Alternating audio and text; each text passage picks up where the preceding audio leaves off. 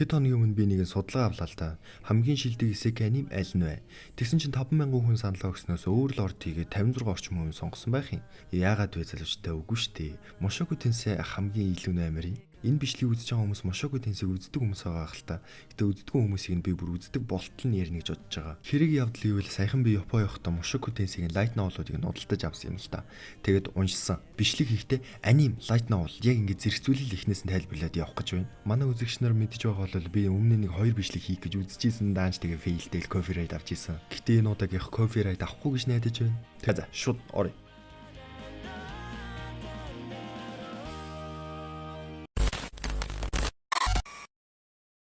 Энэхүү тэрэгэнцэр төр төрүүлээд явж байгаа залуу бол манай гол дүр байгаа. 34 настай NTR гэрээсээ гардаггүй, юу ч хийдэггүй, ажил байхгүй, аав ээжигээ зулгааж амьдэрсэн дурак. Аав ээж нь хүчээ тагтч мэдэх юм байхгүй, босоо борс үлдээл оролдоо суугаад идэг. Гаднаас ах их чинь орж ирээд түүний гэрээс нь хөөн гаргадаг. Ямар ч үгийн зөрөөг байхгүй, бүр ингээ хөл нүцгэн гаргаа явуулчихдаг. Ах нартаа хідэн хавиргаа хуглуулчаад цусаа гожуулаад тэгэл юу хийгээ мэдгүй гудамжаар алхав. Гэр оронгоо өлегтэй өмсөг хувцаж байхгүй түүнийг ажилд авах газар байхгүй л болов. Мань хүн ууг нь анханасаа л ийм гар байгаагүй л дээ. Баг дунд ангид байхдаа ангийнхаа онц сурлагдан спортоор хичээлдэг, цагтаа бас анхаарлын төвнө байж явсан удаатай. Бүр компьютер дээр код өчтдөг, вебсайт хийдэг, мөнгө олдог байжээ. Гэтэл тэр нэг гайтай өдрөө ахлах сургуульд ордог өдрөө нэгэн танхаа хүүхдүүдэд бүлэглүүлж дээрлэхүүлээд тэгээд тэднэр нь өөрийнх нь нүцгэн зургийг нь аваад сургуулаар тараачиж. Тэгээд тэгүүлсэн хүн яаж тэг хүний царай харж чадах вүлээ. Гэрээсээ гарч чадахгүй сар байгаад 20 жил болжээ.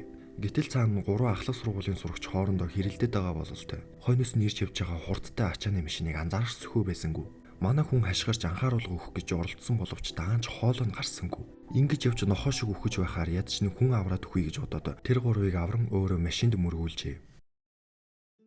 Нүдэ нэгэд хартал өөдөөс нь нэгэн залуухан хоёроос өөрлөнд инээмсэглэн харж байлаа. Өөрийнхөө жижигхэн гарыг хараад өөр ертөнцид хүүхэд болоод төрчихсөн гэдгээ нэг юм ойлгов. Тэр өдөө 6 сарын дараа тэр ертөнцийнхөө хөлийг нэг юм гадралж эхэлдэг боллоо. Өөрийнх нь нэрийг нь Рудис гэж аав ээж нь өгсөн бололтой. Рудис ч тэгээд энд тэндгүү мөлхөж гэртээгээ танилцсангаа үйлчлэгчийнхаа бандажийг аваад толгой дээр өгүүлчихв. Хэдий хүүхэд ч гэсэн тэгэл ингэ байж байгааг нь харахаар тэгэл ямар ч хүн тэгэл биеийн зарах байлиг. Рудисийн ажигласнаар бол энд ямар ч тог захилгаан гэж юм байхгүй, хөдөө дундад зууны үед төрсэн гэдгийг ойлгодог ямар ч компьютер гэж юм балга. Ямар уйдгартай 90-100-д төрсэн юм бэ гэж бодоод цонхоор хардлаа. Аав нь сэлмэр бэлтгэл хийж байх юм гин. Гайхахтаа хоошоо унаад толгоогоо зөгчөв. Ээж нь гүйж ирснээр толгойг нь эдгэнэ гэж хэлэнгүүтээ шившлэг уншаад эхлэв. Тэгсэн нэрэл энэ ертөнцид ид шийдэгдэх зүйл нь байдаг ба. Манай хүний өвдөдөөсөн толгойг нь зүг зүгээр болгоод өгдөг. Манай Рудис ч өө ашгүй харин ч уйд хайргүйстэй гоё ид шийдэх ертөнцид төрсэн байж тэгээ баярлдаг. 2 нас хүлээ тэр ертөнцийн хэлийг ямар ч үсэн ойлгодог боллоо. Аав ээж нь унтахаас өмнө түүнд дүлгэр уншиж өгдөг гэсэн бөгөөд тэр бэр хүүхд болохоор тархин ингээд юмыг гэрлийн хурдаар л тогтоогоод байсан юм. Тэдний гэрт нь ердөө 5 ном байсан бөгөөд нэг нь энэ ертөнцийн газар зүйтэй холбоотой байсан бол нөгөөх нь ид шийдтэй, харин нөгөөх нь Ферэгүс гэдэг нэг домог үлгэр байсан. Нөгөөх нь бас дахиад нэг 3 сэлэмт баатрын тухай нэг үлгэр байсан. Энэ ертөнцид 3 төрлийн шид байдаг бөгөөд нэг нь дайрах, ангаах, дуудах гэсэн байдаг. Шидийг идэвхжүүлэх 2 төрлийн арга байдаг бөгөөд нэг нь шившлэг унших, нөгөөх нь тойрог зурх. Рудис шившлийг уншаад үзтэл нэрэл нэг жижигхэн усан бөмбөлөг гаргаад ирдэг. 2 дахь удаага гаргах гэсэн чинь биений сүлдээ доошоо ундаг. Тэгсэн маанагаар шид хийх хэмжээ нь хязгаарлагддаг юм байна л да. Одоохондоо манай Рудис хүүхдтэйгээ болохоор ердөө нэг хэн ширхэл усан бөмбөг гаргаж иржээ. Өдөр болгон шид ашиглаж маанагаа үрснээр буцаж нөхөдөлтөө маана нь илүү хэмжээтэй болсон байт юм байна. Яг л булчин томрохтой адилхан дасгал хийснээр илүү том болдог шиг. Тэгээд шидэнд ранк байдаг бөгөөд анхан, дунд, агсан, гигантэн, хаан, эзэн хаан, бурхан гэсэн 7 төрлийн ранктай. Манай Рудист нэг онцгой зүйл байсан нь заавал шившлэг унших шаардлагагүйгээр толгой дотор төсөөлөл шууд автоматар гаргаж ирээд байсан юм. Өөрийгөө хангалттай сайжирсан гэж бодсон Рудис дунд шатны шид ашиглах гэж нэг үзлээ. Тэгсэн чинь юун туршиж үзэх өрөөнийхөө ханыг тэр чигтэн цоолчихв. Гэрийнх нь орж ирэл нүдэн өрөө тэрэ гарваа. Ээж нь дүнгэж 2 настай хүүхэд нь дунд түвшний шид ашигласан гэмэдээд нөхөртөө шууд хүүхэдтэй гэрийн багш хүслэе гэхэд нөхөр нь жаахан дургуцаад хоёул хүү гарвал сэлэмчин болгоно гэж төхрөө үздэй гэж жаахан маргалдав. Эцэст нь Рудис өглөөний цагаар шид зааж өдрийн цагаар аав нь түнд сэлэм заах болсноор аав нь доод түвшний язгууртан хүн бөгөөд энтгийнхээ хамгаалагч Хүлэг Баатар юм байна. Тэгж яагаад гяасныг төвөөс шидийн багш хүслөхөр болдог. Шид заах багш нь жирлээ сансныг бодвол залуухан хөөрхөө өх юм гэж нэрийг нь Рокси гэдэг юм байна. Дөнгөж 2-3 настай хүүхдэд шид заана гэдгийг мэдээд одооны эцэг эхчүүд хүүхдүүдийгээ дандаа нэг авьяастай гэж бодчих юм а гэд. Тэр шаасан янзтай харахад нөгөө хүүхэд нь шившлэг хийхгүйгээр шид ашигладаг онцгой хүүхэд байсан юм. Мань хүний бодломж өөрчлөгдөөд энэ хүүхэд миний толгой дээр захиор хагалж магадгүй мэн гэж тэр хоёроо багш сурагч болов. Нэг сонирхолтой логикийн ертөнцид байдаг нэ. Жижигхэн шид хийх тусмаа маана них үрэгддэг. Тэгсэн мөртөө том хэмжээтэй шид ашиглахаар ягаад ч маана нь бага ашиглагддаг. Амар сонио уран хамааралтай байдаг масснаас. Тэгээ шидт нь яг Роксигийн барьж байгаа энэ шидтний таягийг авах юм бол ашиглаж байгаа шидийг нь илүү бага маанагаар илүү хүчтэй болгож өгдөг. Манай Rudius ч олон янзын шид ашиглаад газрын шидээр бүр анийн фигюр хийгээд байгаа маяг шин. Даанч нэг асуудал байсан нь маана дуусчаад өгж болдгүй. Маанагаа л нэмэх хамгийн их асуудалтай байлаа. Цаг хугацаа ч өнгөрөв. Нэгэн шөнийн хичээлдээ Рокси ид шидийн гарал үүслийн талаар ярьж байхын тэр ид шид нь хамгийн анх урт чигт эльфүүд хийж байсан бөгөөд үүнийг нь хүн төрлөختөн өвлөн авч өнөөдрийн энэ шид үүсчээ. Мөн 7000 жилийн өмнө хүн чөтгөрүүд хоорондоо байлдаж байхад суперт гэдэг чөтгөрийн овог хайр найргүй аллага геноцид үлдэж байсан тул хүн чөтгөрт хоёуланд нь цөллөгдөж ерөнхийдөө бол энэ дэлхий тэр чигтээ суперт гэдэг овогоос айдаг бололтой. Ер нь хараад байхад чөтгөр хүн гэсэн нэг тийм расист үзэлт энэ ертөнцид байд юм билий. Манай Рокси маань ч гэсэн мэгүр тэдэг овгийн чөтгөр юм билий. Улаан цай хоорондоо байлдаад байхгүй ч гэсэн ямар ч хэсэн эв найрамдалтай хүн чөтгөрүүд одоо энхийн цагт амьдарч байгаа юм байна. Rudius ид шидэндээ авьяастай байсан ч гэсэн гар сэлмний урлагтаа ихээхэн таар байлаа. Гэхдээ ер нь Rudius-ийн буруу биш юм байл л дээ. Аав нь пуш ингэж үсрээд ингэж савчхээд нэгс нэ ойлгомжгүй юм заадаг. Энэ ертөнцийн хүмүүсийн бие физиологи нь жаахан ялгаатай. Яагаад гэвэл энэ ертөнцид мангас чөтгөрүүд байдаг болохоор түүнд нь хүмүүс дасан зөксөд илүү хүчтэй байд юм шиг байгаа юм. Харж байгаачлан энэ муу чулууг ингэж завчиж чинь гэдэг чинь бас эгэлгүй. Энэ ертөнцид 3 төрлийн сэлмийн урлаг байдаг. Нэг нь сэлмийн бурхан, нөгөөх нь усны бурхан, нөгөөх нь өмнөдийн бурхан гэсэн 3 төрлийн сэлмийн стайл байдаг. Light novel дээр нь тайлбарснаар сэлмийн бурхан нь илүү оновчтой, илүү хурдан хэрхэн дайралталтай суурилдаг болов. Усны бурхан нь болохоор ирсэн дайралтыг яаж хүлээж авч контрлох буюу хариу тогтолгоо өгөхтөр суурилдаг. Харин өмнөдийн бурхны стайл болохоор илүү залжин аргаар сэлмээ шидэх гэх мэтээр үздэг юм байна. Rudius сэлэм хөхүү шид хөхүү гэж эргэлзэж сууж байгаа. Рокси чи хэрвээ шид хөөнө гэж бодож ивэл тэнд харагдаж байгаа Ранава их сургуульд ороорой гэдэг.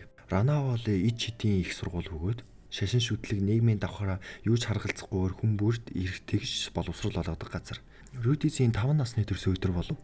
Энэ ертөнцөдөд 5, 10, 15 гэсэн байдлаар төрсөн өдөр тэмдэглэдэг юм байна. Аав нь Rudius-ийн нэгэн сэлэм өгдөг бол ээж нь Rudius-ийг номон дуртай гэдгийг мэддэг бөгөөд өөрийн гараар ургамлын талаар ном бичээд үүнийг Rudius-д бэлгэллээ. Ээж хүн ялтчгүй хүүхэдтэй юу бэлгэлэхээ мэддэг шүү. Харин Roxy шидтэнгийн нэг тийм жижигхэн саваа хөөрхөн бэлгэлдэг. Мөн Roxy өөрт нь заах юм үлдээгүй гэдгийг хэлэх бөгөөд маргааш нөгөөдөр хамгийн сүүлчийн шалгалтаа авна гэдгийг хэлв. Rudius 5 нас хүртлээр гэрээсээ ерөөсө гараагүй байсан байдаг. Яагаад гэвэл нөгөө өмнөх амьдралынх нь гэрээс гарч чаддгүй өвчин нь стил байсаар гэжээ.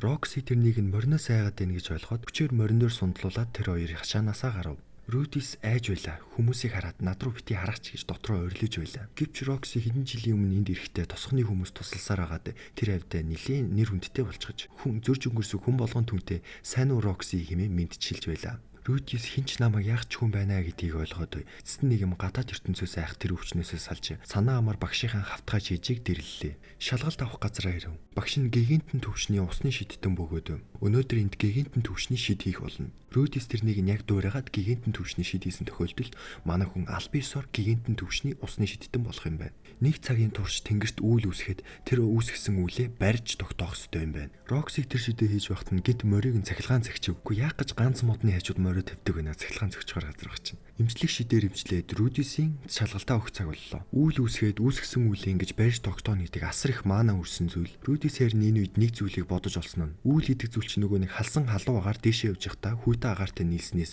ингээд үйл үүсдэг штэ. Тэгэхээр Rudius үүлний доотлыг нь галаар халааж өгснөөс цаанаасаа байглаасаа үйл нь өөрөө үүсснээр Rudius илүү зүйлэнд маанагаа гарцдах шаардлагагүйгээр харин ч эсрэгээр Roxy-гоос ч илүү их хэмжээний үйл үүсгэж илүү хүчрэхэг болгож чадсан юм. Инхүү Rudius Roxy-гоос маш их зүйлийг сурч авлаа. Багштайгаа салах ёсхийн түүнийг аян замд нь үдэн гаргалаа. Rudius гадаа гарч чаддаг үлснээс хойш маргааш нь шууд лээж аваас асууж хагаад гадаа гарч тоглохоор явв. Light novel дээр гадаад орчныг бүр ингээд Монголын тал нутаг шиг ямар сайхан харагдаж байна гэж авсан шүү дээ бүр. Тэгж байхдаа 3 хүүхдэд дээрлхүүлж буй нэгэн хүүхдийг хараад Rudius шууд гүйж чоол юун төлөө шид сурсан бэлээ. Нөгөө 3-ыг нь тархитаал явуулцдаг. Нөгөө хүүхдийнх нь малгайг нь аваад харсан чинь багшийн хилээдсэн супертэй довгийн иж төртэй ямар төстэй юм бэ? Яг адилхан ногоон өнгийн үстэй ч гэсэн духан дээр нь тийм алмаз байдаг юм байна. Тэгэхээр энэ хүүхд биш гэсэн үг. Ногоон үстэйгээсээ болоод супертэй дандуурагдаад тэгээ ресет үзэлтэй гарууд нь мань хүнийг бүлийдэд байт юм байна. Нэрийг нь Сильфи гэдэг өгөөд уг нь охин хүүхэд ах юм. Манай Рудисээр нэрхтээ хүүхдгээ бодчихдөг. Аав нь хагас эльф хагас хүн, ээж нь бас хагас аратан хагас хүний юу ах юм. Энэ одоо ямар ирлийзэн цуглуулга охин биш үү? Тэр хоёр тэгээд бибинийхээ анхны найзууд нь болоод Рудис түнд шид зааж өгөхөр болдог. Light Novel дээр Сильфи яг үнэндээ аавда хоол авчиж өгөх гээд явж исэн байдаг. Рудис Сильфигийн аав буюу Равл гэдэг хүнтэй уулзсан байдаг. Сильфигийн аав Равл яг үнэндээ бас энэ хавийнхаа хамгаалагч нь Паултай бас нэг хид таардаг хүн. Паул тэгээ мэн Равлд ингэж ирсэн гэж байгаа. Заримдаа хин аав нь хин хүүхэд нь идгэж мэдхэвэлээ гэдэг гинэ. Рудис нэг ч удаа алдаа гаргаж үзэж байгаа, нэг ч удаа уйлж үзээгүй, ер нь баг төгс хүн л байсан. Рудисийг Сильфитэй тоглоод буцаж гэртээ ирэхтэн нөгөө нэг Сильфиг дээрлэхээсэн гаруудын ээж нь аав дээр нэрээд гомдол мэдүүлсэн юм шиг байгаа. Рудисийг олон юм яриад илгүй зүгээр уушлалтгүй гэд мань хүнийг загнаад. Тэгсэн манай хүн юу буруу хийсэн ойлгохгүй байна. Би уушлалтгүйхгүй гэж байгаа далгадуулаад. Тэгчих та заа би тэгвэл дараагийн удаа тэр хүүхдийг дээрлэхүүлж байгааг харах юм бол бүр дөрвөн эсрэг нэг болоод тэхэл ёстой байсан юм байна л да гэд Паулыг бүр загнуулах зөвхөө өгөхгүй. Өөрөө уучлалгүйсэн гэж. Паул ч 19 настайдаа манай Рудисийг хийсэн байгаа байхгүй. Тэгсэн манай хүний яг жинхэнэ нас нь одоо бараг 40 хүрж байгаа шүү дээ. Мань хүнтэйгээ хэдэн сар тэр Сильбитэйгээ жахан чангууцалдлаа, чид заалаа. Тэгсэн чинь Сильби бас Рудистэй адилхан шившлэг уншихгүйгээр шид гаргаж чаддсан байна. Тэгэхээр энэ ертөнцид бас шившлэг уншихгүй байх гэдэг тийм ч амар ховор биш юм шиг байгаа. Борооч орлоо Сильбигингээр ялч холлохоор мань хоёр хоёлаа Рудисийн гэрлүү явлаа. Тэгээ шалам норсон хоёр амтэн ч одоо явахт тэгээ шууд халуус руу орохоор болж байгаа байхгүй. Рудис стил нэгэн Сильбигийн хүнгээ бодцсон нөгөө өмдийг нь дайлах гэж чичрээд байдаг. Энэ одоо тийм жижигхэн ичмээр борс үлддэм бахта яагаад өмдөд тайлахгүй байгаа юм бол гэж нүдийг нь хариулж байгаа тайлчдیں۔ Паул энэ удаа хүүхдээ загнаад угаасаа нэмэргүй гэдгийг ойлгоод ивэр ярих гэж үзлээ. Миний хүү тим юм хийж болдгоо маа. Чи очиод юус уушталдгүйчих гээл. Охирхөө аавын зөвлөгөө өгөөл явууллаа. Тэгсэн Рудис гэж нэг таг хөлдөө амтэн тэгэл гачийн юм хэлээ нөгөөтгөө бүр өөлөлчв. Паул миний хүү ааваасаа зөвлөгөө авах юм уу гэхий. Рудис ч тэгэл та аав би гутлчин долоосон чи яах вэ? Паул ч жинхэнэ эмэгтэйчүүдийн дундас дэрэгдэг дуракалтай. Ямар сандаа ямар ч охины бүхсэн төрүүлсэн ч нөгөөтг нь ууралдгүй. Амар санаа. Эмэгтэй хүн хүчрэхэг эрэхтэй дуртай. Гэхдээ чи хаяач гисэн ингээд сул талаа харуулахгүй бол нөгөө эмэгтэй чинь чамаас үргээд идэг байхгүй юу гэж хэлв. Тэгж хэлснийхэн дагуу Рудис очиод Сильбигээс уучлалгүйсэн чинь нөгөө хоёр чинь маань эвлэрчлээ шүү. Нэгэн өвөл Рудигийн ээж нь жирэмсэн болжээ. Хүн болгон л энэ мэдээнд баярлаж ам бүлийнхэн тоон нэмэгцэнд баяртай байлаа. Харин тэдний үйлчлэгч бүсгүй Лилия жирэмсэн болсноор тэдний гэр бүлд нэг муухан мэдээг авчирлаа. Рудисийн ээж Зенит Паул Лилия хоёр намайг араар тавьсанд итгэж чадахгүй. Гэхдээ бас Лилияг төрсөн нутаг руу энэ хар хүтнээр явуулчихна гэдэг бас л хэцүү юм.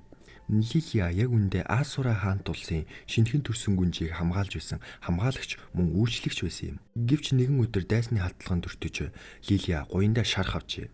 Тэр шархан түүнийг дахиж хизээч гүйж эсвэл хариж чадхааргүй болгож дахир дутуу болсон түүнийг ордон багтааж шингээх зай байсангүй. Мөн тэр өөрийнхөө аюулгүй байдлыг ч бодож хаант улсаас явсан юм.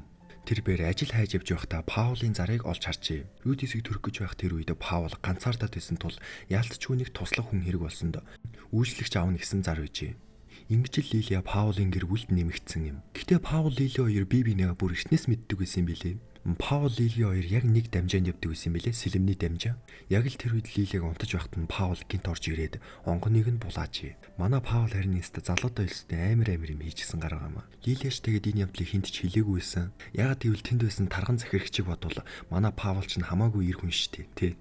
Рудис ээж дээр очиод нэгэн худлаа түүх зөхөсөн нь би 0 орох гээд явж исэн чинь Паул Лилиягийн дээр гарчихсан ингээд хүчирхийлж исэн. Гээд хамаг бурууг Паулд өгчдөг.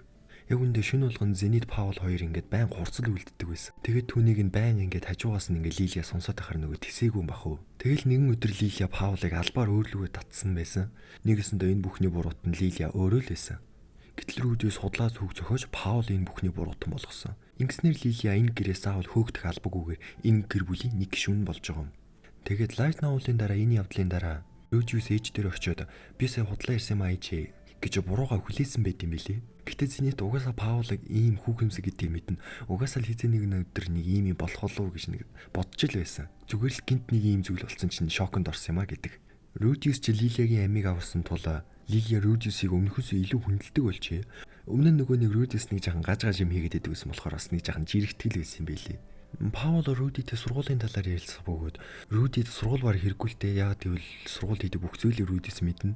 Тэгэхэд Паул ч угаасаа тэнд очиод хэрэггүй. Чи тэнд очиод нэг баян хүүхдүүдэд дээрлэхүүлнэ. Тэгээд биш үү тентхий охтууд амар хуурамч баад итэ. Яг ингээл орлоо ороод хувцсыг тайлах юм бол тэгэл нэг амар гачин байж шít. Хотын өмнө дасгал хөдлөө идэг болохоор өстой нэг галбир малбир гэж өстой юу ч байдгүй. Би ингээд өчнөө олоодаа тэгж хуурдаж исэн гэж авдیں۔ Тэрний орон чи ерөөсөө ад левел хайгч болоод гяндан руу яв. Тэнд байгаа охтууд л өстой жиг сайхан амьтд идэв штэ миний хөө гэхэд хүүхдтэйгээ юу яриад байгаа юм болоо. Тэгээ ер нь Паулын бади кантин ингээ барагцаалж үзэх юм бол тэгээд хотын охтууд тэгээ ад левел хайгч охтууд чи бараг 10 гаруй бади кант байна уу юу? Рудисийн 2 дүүн төржээ. Паулч 2 авгаадаа базуулчихсан нэлээд хэцүү байгаа бол та. Руди ойрын хугацаанд шид сэлмэн дээр ерөөсөө ахиж дэвсэл гаргаагүй бөгөөд энэ тосгонд үлдэж хийх зүйл нь дууссан бололтой. Одоо ерөөсөө л Роксийн хэлсэн тэр нэг Ранао гэдэг их сургууль руу орох ёстой мэн гэж боддог. Гэвч нөгөө нэг Сильфи өөрийг нь явуулахгүй гинэ. Мань хоёр чи бие биендээ хайртай болж тээ. Рокси багшаас нь захиа иржээ. Рокси Широн гэдэг хаан тулсын нэгэн ханхууд хичээл зааж байгаа бөгөөд нөгөө ханхуунчтэй дөл нөгөө нэг жинхэнэ гаж томтон гэдэг дуракан байлаа. Мөн тэр бэр гигантнаас ахиж хаан усны шидтэн болжээ. Рудис чинийгээ сонсоод жахан шаран хөдөлсөн юм уу яасан. Маргааш нь шууд автагаа. Би Ранао гэдэг их сургууль руу ормоор нь. Гэтэ Сильфитэй хамт явмаар нь. Та бид хоёрын сургуулийн төлбөрийг өгөөч гэж авдیں۔ Мөнгө модноос ургадаг юм уу миний хөө битгий гойрд гэж аам чинь аавна. Тэгсэн Рудис та тэгвэл надад ажил олоод өг. Тэгэхэд би Сильфи болон өөрийнхөө сургуулийн төлбөрийг өөрөө олно гэдэг. Паул дотроо энэ хүүхэд чинь дөнгөж 7 настай байж яасан том юм ярьд юм бэ? Би ядаж гэрээсээ хүүхдүүд гарч байхдаа 12 настай байсансан. Миний хүүхд ихэж нилээн хэрсүү хүүхд юм да. Саяхан би нэг Раултай ярьсан да. Сүүлийн үед энэ Сильпи ерөөсөө манахаас салхаа байсан. Энэ хоёр бие биендээ арай л ойртонч дотсонсоод байна уу да. Ингэсээр байгаа тэр Сильпийн бие даах чадваргүй болчих үе дээ. Энэ хоёрыг ч тусад нь ойлгох цаг болсон болол тээ. За тэгвэл би чамд ажил олж өгье гэж хэлдэг. Рудисийг ажилд авах газар нь ирж байгаа бол тээ. Паул гэснээр яг ч юм үгийн зөрөөг Рудисийг авч шийдснээ шууд ухаан алдуулахаар дайж эхэлдэг. Чихэн тулаанд орж үзэж байгаагүй Рудистэй Паул дэндүү ахтах нь ойлгомжтой. Light Novel дээр яг үүний дараа Раул Сильпи хоёр ирдэг бөгөөд Сильпи Рудисийг ухаан алдсан байгааг хараад шууд л аврах гэж дайраад дунд төвшний шидийг шууд юу ч юм шиг ашиглаждаг. Паул ч түүнийг нь хараад хүү энэ Рудис чинь Сильпид яг юу заагаад өгсөн бэ гэдэг. Раул ч Сильпиг зөксөөгоод Сильпич тайвширдаг. Паул хүүгээ ачигтаад явж байгаа тэргийн араас хараад миний хүү эргэж ирэхдээ амар хүчтэй болчихсон байх та. Намайг нэг эсрэг нэг дууснаа ялчих юм биш үстэй. Яанаа л гэж бод. Миний хүү яваад их зүйл сураад ирээ гэж дотроо бодсоор үлддэг. Рудис ухаан алдаас ирсэн чинь нэгэн аратан эмэгтэйтэй хамт байж байгаа юм. Түүний нэрийг Гелена гэх бөгөөд Рудис нэгэн захиа өгсөн нь Паулын захиа байлаа. Захиан дээр дурдсанаар Рудис яг одоо Ро гэдэг хот руу явж байгаа бөгөөд түүний хүснээр нэгэн ажил олж өгсөн. Тэр ажил нь 9 настай охинд хичээл заах. 5 жилийн турш шантрахгүй ажиллаа хийж чадах юм бол шагнал болгож 2 хүний ихтэй сургуулийн төлбөр төлөх болно гэжээ. Харин тэр хугацаанд миний оронд наад нэг Гелена гэдэг дараатан эмэгтэй чинь чамд сэлэм заах болно. Наа чин жахан булчин тарихтай ч гэсэн сэлмийн стайлаар 3-т ордог. Би ер нь наадах чи хүнжил дотроо л барж үзсэн үхээс өөр зүйл дээр барж үзээгүй гэдэг. Булчин тарихтай гэж хэлэхэд Гелена ууралсан мөртлөө хүнжил дотор барж исэн гэхэд Гелена яг ч юм ууралсангүй. Гэ энэ Паул одоо өвдөстэй гар шүү. Рово хотод жирлээ. Гаднаас өөрийгөө Филипп гэж нээлсэн залуу. Яг үндэ аавынх нь үеэл нь байдаг. Рудис маань хамаатны даяар шарн ажил хийж байгаа юм байна. Харин Рудисийн хичээл заах охин бол энэ Филиппийн охин буюу Рудисийн үеэл нь юм байна. Даанч тэр охины үг сонсдог охин биш байлаа. Жинхэнэ нөгөө халуун цустай, ойрлж чарлсан, охины дүрт орсон араатнаас бараг ялгаалга. Ийм л охиныг манай хүн номхруулж 5 жилийн турш хичээл заах ёстой. Гэтэ Рудисийн толгойд энэ охиныг үг сонсдог болгох нэгэн төлөвлөгөө байсан юм. Тэгээд тэр төлөвлөгөөгөө Филипптэй ярилцсан юм. Харж байгаачлан мань хоёр ингээд хулгайлагдаад тэгээд Рудис эд шид болон өөрийнхөө мэдлэг ашиглаад зугдах болно. Түүнээс нөгөө охин эд шид мэдлэг ямар чухал гэдгийг ойлгож авах сургамж болох ёстой. Даанч төлөвлөгөө нисрэгээр хэрэгчлээ. Нөгөө өөрсдийг нь хулгайлсан хүмүүс чинкнээсээ өөрсдийг нь хулгайлсан болж таарав. Яа хүүе наад нэг юм аллаа штэ. Рудис за одоо өнгөрсөн хэрэг чинкнээсээ зүгтахгүй болох байж байгаа юм байна да. Нөгөө нэг Эрисийг дагуулж явах их нөгөөдг нь ойрлоод болдгоо. Ийм нөхцөлд ч хүний үг сонсдгоо бас л зөрүүд дурак юм аа. Рудис зааз тэгвэл тэрл үзэхэд хаяа авцсан чинь нөгөө охин нь уншиж бичиж чадахгүй өстой юу ч хийж чадахгүй болохоор яалтч байхгүй Рудисийн үгэнд орхоос яхав. Азар тэр хоёр Ровогийн яг хажуу талын тусганд байсан байлээ. Баригдчихгүй шиг ямар ч сан тэр хоёр Рово хотод ирдэг. Гэтэл аюул тэднийг хараахан орхиогүй байлаа. Рудис амжиж тэр хоёр хулгачийг зогсов. Ард нь нөгөө Филиппийн шадар туслах нь байхын тэгнээ тэр угаасаа энэ нэг уралт яваад ирсэн. Рудисийн төлөвлөгөөг далимдуулж байгаад охиныг хулгайлах гэж байсан биз. Рудис тэнгэр лугаал шидэж дохио өгөөд тэр нэг хоёр хулгачаас охиныг булаах гэж үзлээ. Овоо хөөрхөн болж исэн чинь нөгөө хоёр хулгайлч нь өмнөдийн бурхны стайлтай байна л да. Мань хоёрыг агаар дээр байж яхад нь сэлмэ шидчихин тэр. За одоо өстой ингээл өглөөдэй гэж бодсон чинь Гелена гарч ирээд тэр мөн хоёр хулгач гэсэд ёо гэртээ ямар ч байсан эсэн миндэрлээ.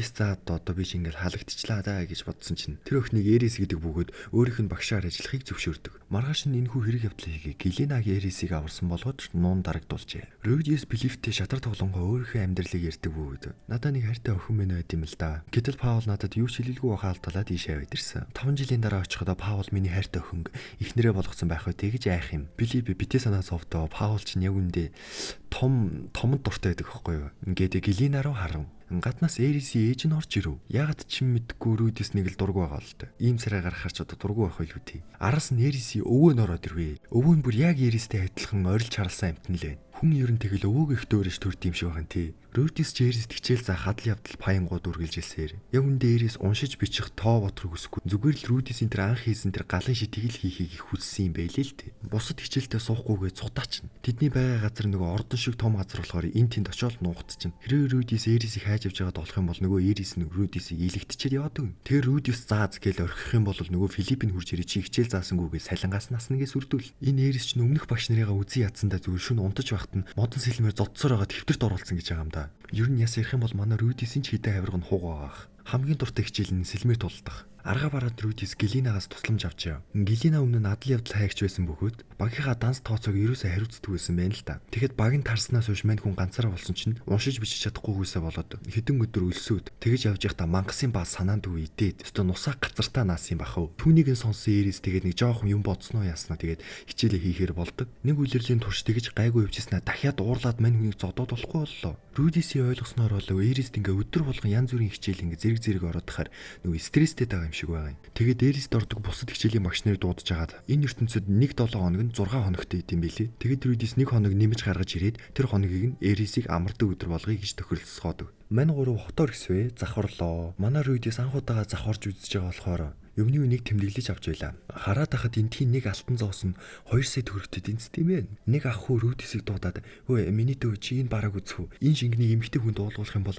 тэгэл тэр автоматар зөв хөлөөл илгээл өгч нэ" гэж юм чинь. Үнийн гэсэн чинь 10 алтан зоос ш. Ямар үнэтэй юм бэ? Рудис тэгээд хаашаа энийг авна гэж бодоод байгаа юм багтаа. Сард ердөө 2 хон мөнгөн зоос л авдаг гэж. Номын сан орлоо. Ном нь хүртэл яас үнэтэй юм бэ? 7 алтан зоос ш. Ууг нэг сонирхчмаар ном байгаа нь дуудах шийдний тухай ном байна л та. Рудис маань дуудах шийдний талаар сайн мэдэхгүйсэн тул тэр номыг авахыг хүсв. Даанч мөнгө байхгүй. Энэ ертөнцид принтер гэж байхгүй. Бүх номыг гараар хүчдэг тул номны үн ялтч үнэтэй идэм шиг байна. Гадаа авчихсан чинь нисдэг цайз байхыг олж харав. Тэр нь тэгсэн чинь нөгөө Рудисийн гэрт байсан Фергюсийн домог гэдэг номны үлгэр дээр гардаг цайз юм байна л та. Ямар ч хал балгүй энд ингээл явж идэв гинэ. Маргааш нь Эрис нөгөөний Рудисийн хараад исэн шингэнийг нь бүр аваад өгсөн байдий. Ядчихад балаа юм шиг салгалж байгаа Рудис нөгөө шингэнээ хаглаад ууг нь ашигласан бол үгүй ашиглахгүй мэнэ зүгээр дамлаа зарцсан байсан бол тэгш. Цаг хугацаа өнгөрсөөр нэгэн өвөлтөө золгожээ. Рудис бүр сэлэм дээр бүр түй чорт ямар ч ахис твсэл байлга. Тэгсэн Эрис айл хизээний дунд төвшний шаттай л болоо явчлаа. Рудис нөгөөний фигүрээ хийгээс суужсэн чинь гаднаас Эрисийн бүжгийн багш нь ороод ирдэг. Рудисийн хичээлийн цагаас аваад Эрисэд бүжиг заах гэсэн гинэ. Эрис явуудахгүй 10 насныхан дөрсөн өдөр болох бөгөөд Эрис бүжиглж чадах ёстой байна гинэ. Рудис ч уухаан тас зөвшөөрөл чөлөө цагтай боллоо гэж баярлаад номын сан орж хүний хэлээс босоод чөтгөрийн хэл араатны хэл сурахаар болдог. Филипп түүнийг зөвшөөрөөд ялангуяа араатны хэл сурахад нь үнэхээр дуртай байсан. Яагаад гэвэл эдний гэр бүлийг нийтэд нь Греят гэдэг. Тэгээ Греят цусал тэгээд бас амтан дуртай шүү. Light novel дээр Rudis түүхийн холбогдлолтой ном авсан байдаг. Тэр номон дээр энэ ертөнцийн түүхийг тайлбарлахдаа 100 мянган жилийн өмнө 7 ертөнц байсан. Хүний ертөнц, чөтгөрийн ертөнц, луугийн ертөнц, араатны ертөнц, далайн ертөнц, диваажингийн ертөнц, хоосон ертөнц гэсэн 7 ертөнц байснаас гэнэт луугийн ертөнцийн бурхан гарч ирээд 6 ертөнцийг устгасан. Зөвхөн хүний ертөнцөл үлдэж, бусад ертөнцийн бодгалууд хүний ертөнц рүү зугтаж ирсэн юм. Ингэж л энэ ертөнц чөтгөр, мангас, луун нийлсэн газар болж нэг л ертөнцээр олон овог аймаг нийлснээр хоорондоо эв найрамдалтай байж чадахгүй, хоорондоо хэдэн мянган жилийн турш байлцсан. Энэ үед хүний бурхан Алтай Бараан гэдэг хүн гарч ирээд нэгэн бүхэл твийг 2 хэсэг болгож хуваасан юм. Би биенээсээ 2 хэсэг болж хуваагсны дараа арай гайгүй инх байсан юм шиг боловч наахан Лаплас тэр Перүгүс гээд байгаа хоёрын үед ирэнгүүтээ дахиж байлдаж эхэлсэн. Перүгүс Лапласын ярьснаар дайн дуусаж. Одоогийнхоор бол нөгөө хүний эрхийн түгээмэл тунхаглаад штэ. Бүх овог аймагуд эрх тэгш эв найрамдалтай байна хэмээн амлалцгааж. Ингэж л өнөөгийн олон овог аймаг нийлсэн ертөнц 50 оршиж байгаа юм байна. Эрис энэ үед нөгөө бүжгэл сурч чадахгүй байгаа бололтой. Рудис анзаарснаар Эрис сэлмийн урлагта хидэрхий их авьяастай. Ширүүн хинч захирагдахгүй тийм л хөдөлгөөнтэй хүүхэд. Бүжиг гэдэг чинь партнерийнхаа өнгө аясыг дагуулж бүжиглдэг болохоор Эрис шиг зөвхөн өөрийнхөө л хөдөлдөг хүний хувьд яалтч тохирохгүй байсан юм. Тэгэд Рудис Эристэй бүжиглэхээр болж юм. Өөрийгөө тулааны талбарт бөө мэд гэж бодоорой. Би чамд дохио сэлмийн хичээл дээр заасан шиг худлаа зангаж байгаа хөдөлгөөнөөс болтож байна гэж бодоод хөдлөөд байгаарай гэд. Энийн ч ач тусаа өгч мань хоёр автайхан бүжиглэлээ шүү. Эрисийн өвгөн согцсондоо нөгөө Рудисийг Паулын хүүхдүүдийг нууж байсан юг тэр хавийнхаа язгуурт дундад хэлж хийжилдээ. Тэрнээс нь болоод Рудисийг бүжгийн дараа өөр язгууртнуудын охтууд ирээд түүнийг бүжгэнд өрөөд исэн юм л та. Бүр юу амар олон охтуудтай бүжиглсэн гэсэн мань хүн. Үүндээ улс төрийн шинжтэй юм болсон юм билий. Рудис Эрист багшийнхаа өгсөн саваа шиг савааг бэлгэллээ. Харин Галина Эрист нэгэн бөгж өгдөг ба тэр бөгж нь чоннуудаас хамгаалдаг гэдэм баха. Өглөө болсон чинь Эрис хажуу үрт нь унтцсан байж идэв. Гэтэ зүгээр юу ч болоогүй л унтсан байлээ. Гадаа гараад явчихсан чинь нэг тийм гинж гэншээд байгаа юм шиг нэг тийм дуу сонсогдоод тэгээд тэр дууны зүг рүү явж исэн чинь нөгөө Эрисийн өвөө нээж идэв. Рудис тэр тэнгэр рүү хардаа гэсэн чинь тэр тэнгэр дээр нэг хар нүх шиг юм байх. Энэ зүйлинд нэлээд удаан байлаа. Ямар учиртай гэдгийг мэдэхгүй юм гэдэг. Рудис бодохдоо эндээс нэг баахан охтод унаад ирсэн ээж гэж утсан ч ах шиг. 2 жил өнгөрлөө. Манай Рудис маань 10 насныхан төрсөн өдрөө ойртож байгаатай холбогдуулаад Рудисийн ар хударгаар Эрис Рудис зориулан хөрсөн өдрийн сюрприз барих гэдэг ойлголтой. Рудисийг Паулын хүүгэдийг нууж байгаа үүднээс Эрисийн төрсөн өдөр шиг олон язгууртан дуудаж ирж чадахгүй зөвхөн энүүхэндээ л болоод өнгөрөх юм байна. Галина Рудисийг саатуулаад байгаа бололтой. Рудис ч тэрнийг нь ойлгоод өөрийнхөө хийж байгаа фигурыг үзүүлээд энэ хэсгийн одоо сүлийг нь л би яаж хийх мэдэхгүй.